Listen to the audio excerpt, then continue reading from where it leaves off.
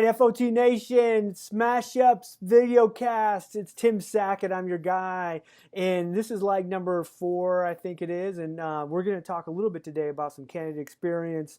And I'm bringing in the wonderful, the one, the great Kris Dunn, fistful of talent founder, HR capitalist, principal with a great RPO company in Atlanta called Kinetix. Kris, how are you doing? Doing great, Tim. How are you? I'm doing great. I'm excited. Smashfly is our sponsor, smashfly.com, one of a great recruitment marketing platform. They're allowing us to do this, so we got to thank them first and foremost. It's very cool. I'm trying to read your books in the background. Like I've got the home office on a new house, trying to get it organized. It's a mess, but you look so organized. You got a little Spartan action there. I see a Seth Godin book. Hey.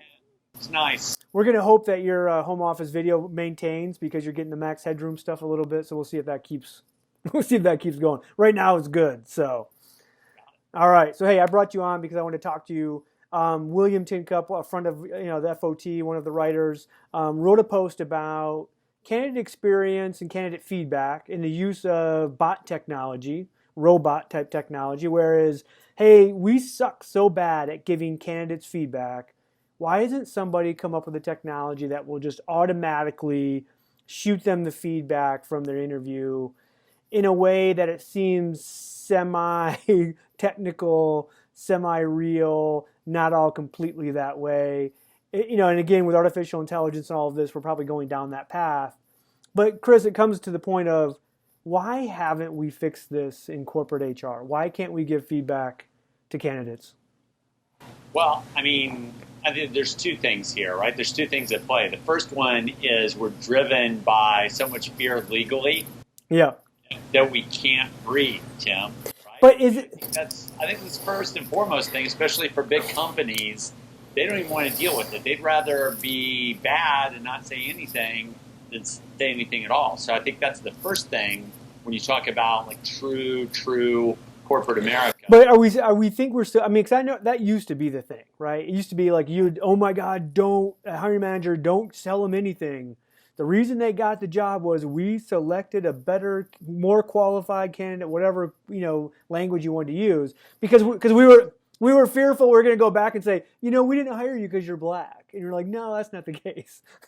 Tim, honestly, we didn't hire you because we found a candidate who was a better fit for our needs. You were a good fit. You were right there. It was so better fit. So close. You were a good fit. You were a good fit. Close. I'll give you one piece of feedback, Tim. I'd button the polo like all the way up next time. That's probably you should, a little too much chest hair. Get it all the way in. I'm sorry, I digress. So we got all that going on. I think the other thing is it's hard.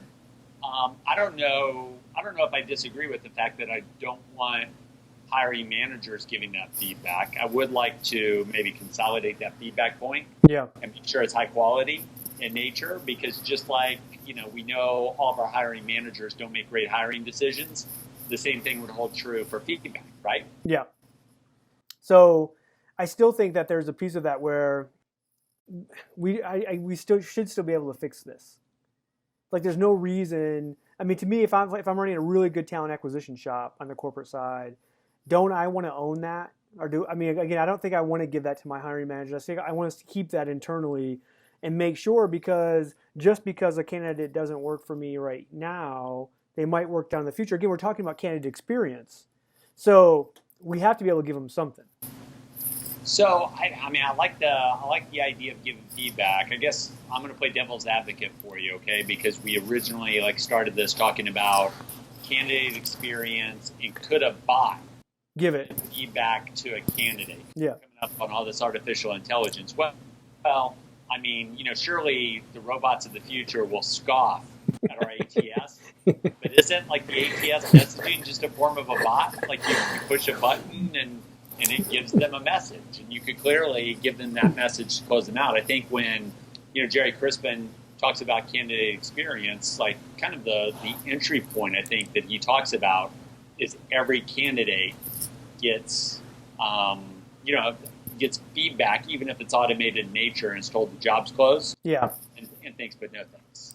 Yeah, no, and I think that's when my opinion on Williams' thing was, yeah, I think we should. I think every company at the very least should be able to automate feedback back to say, job's closed, thanks for applying, blah, blah, blah. I think a lot of people think they're still doing that, yet when we hear the candidate surveys, it's still a huge amount of people saying, we hear nothing. We apply for a job, even interview for a job, and then get nothing. And to me, that's the thing where I've been in with companies where they'd say, well, we only give feedback to those who interview. And then even then it was struggle, right? Like you never got that. So I think, to me, I'm just shocked that we haven't figured that out because it's the number one thing candidates say they want. Well, I don't want to throw it on a presidential administration or anything like that, but there is legal fear. There's a little bit of legal fear. Yeah. So just like you try and manage the definition of an applicant, well, what's an applicant? Well, an applicant is typically somebody who's interviewed for the job. Yeah, that's a real. It's clearly not the reality, but we do that. Yeah. And there's this legal dance because we're scared to death of getting sued, and I'm Wild Wild West compared to most people, so I don't necessarily buy into that argument, but I think that's one of the contributing factors why we are where we are. The other one is people aren't very good at feedback. Yeah. And real feedback feels like confrontation. Yeah. So my idea was we should be paying, that candidates could pay us for if they wanted real feedback, kind of a coaching, right? And people lost their minds because they never want candidates to have to pay, to get feedback. They should get that for free. But for me, it was more of a professional coaching, interview coaching kind of feedback. Hey, I'm gonna pay $25. We're gonna have recruiters that will actually then deliver real feedback of how you could be better in the interview. But you'd almost have to have people sign a waiver, right? Like part of the application process is I'm gonna give it to you straight. Here's a waiver. You do. Sign away all your rights. That's a good point because what you would get with that, Tim, is whether you're kind of almost talking about a third-party service. Yeah. It's going to ride shotgun with you. Yep. It's going to be there for the interviews, right? Because no company would ever do that. But let's assume your own company would. Yeah. Somebody applied with HRU. You did your feedback for pace scheme. You would be there and you would say, yeah, you know what? You kept looking down at, you didn't make eye contact. You kept looking down. Yep. And I'll just let that go wherever your mind takes you. That's the feedback, dude. For $25, I need more than that. Yeah, that's why you didn't get the job. Yeah. Because they kind of got the creepers. Yeah. See now, yeah. Or female interview got the creepers. All right. So let's help you. Let me give you 5 points of feedback. Let me bring in the bot. Let me give you 5 points of feedback on how not to give people the creepers. It's like George Clooney up in the air, right? We're gonna just you're gonna set this laptop in front of you, and then here's Kris Dunn giving you feedback on your interview. Hey, it's funny you mentioned George Clooney. I'm putting together some training. One of my favorite clips from that movie, and I've watched it once, but I saw some clips. He's doing a layoff with a 50-year-old guy, and the guy's pretty aggressive, and he turns it around on him, and he says, "How much did they have to pay you to first give up on your dream?" Yeah, I remember that. Guy looks at him, 2-second delay, says $70,000. Yeah, you know what, KD, I actually wrote a post on that. I wrote a blog, timsecca.com. Just on that clip, I wrote a post.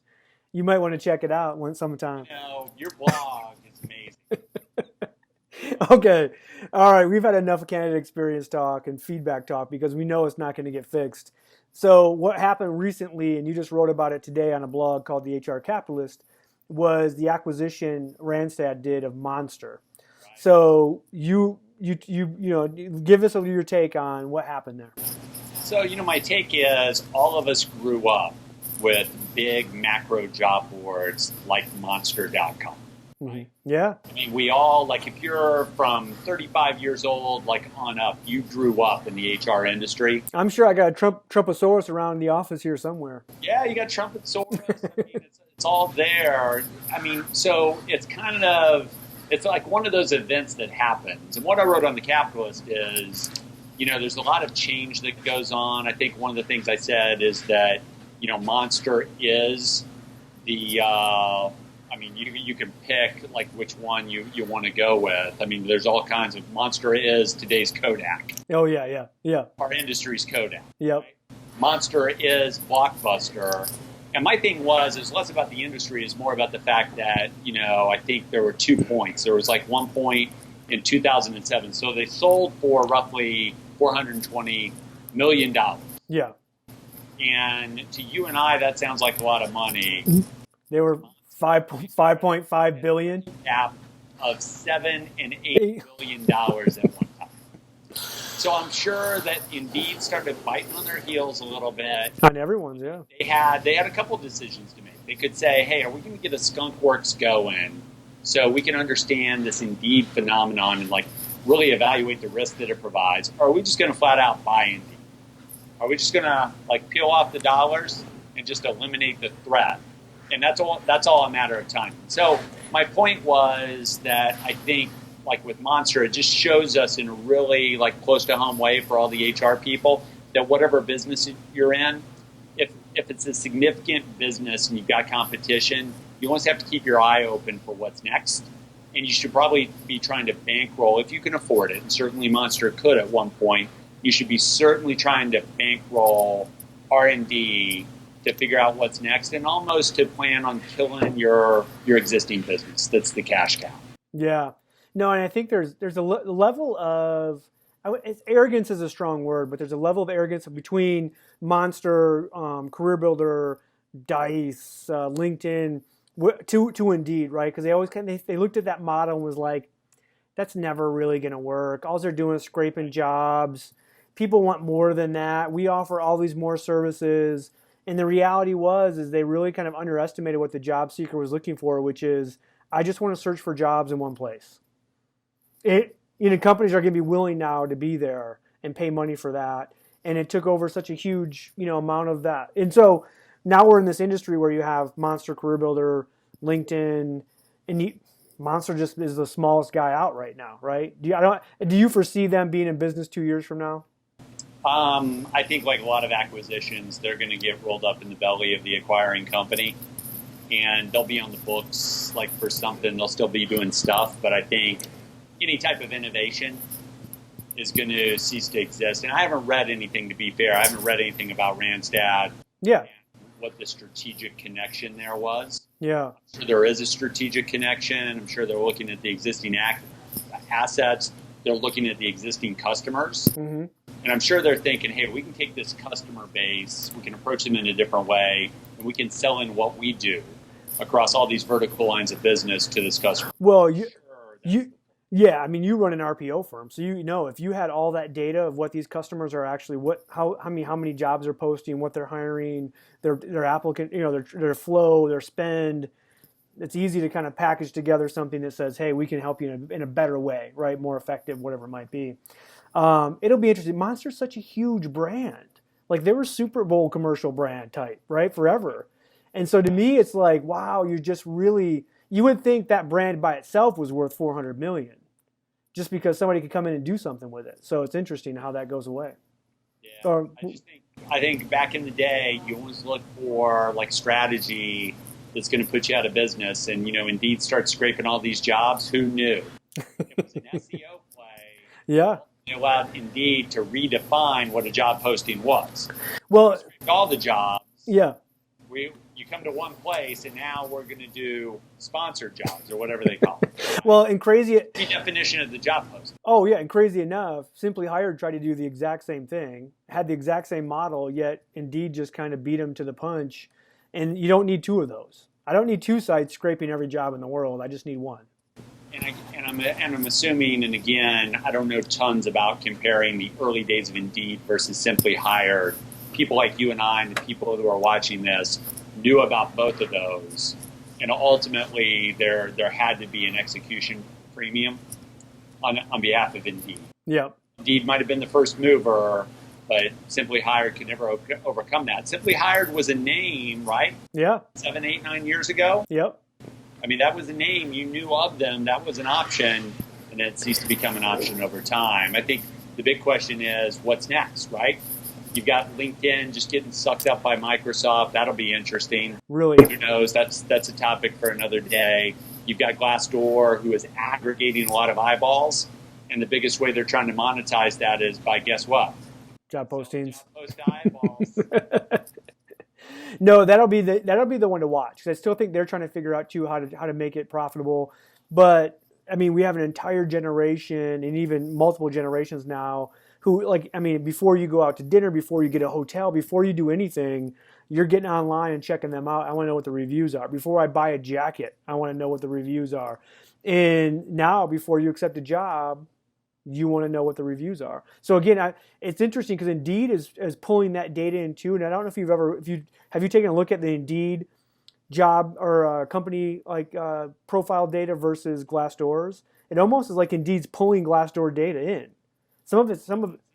So do your own, right? So look at Kinetix on Glassdoor, look at Kinetix on Indeed, and some of that stuff is exact. I mean, I did it on my own, and some of them are exactly the same. And I know people aren't going to both of those posting the same one. So I'm wondering if Indeed's scraping that data as well. I would bet if that was the case, Glassdoor would want to shut that down. Shut that down any way they can. So, Katie, we talked a lot about a lot of stuff. It was a great conversation. This is kind of how we talk shop normally, which I think I enjoy. We get on the phone and just go for hours. You and I liked it. What could go wrong? I want to thank Smashfly for letting us do this. And thanks everybody for watching the SmashUps podcast. Thanks to my guest, KD, and Fistful of Talent for letting us do all this as well. We'll see you guys next time. We're out.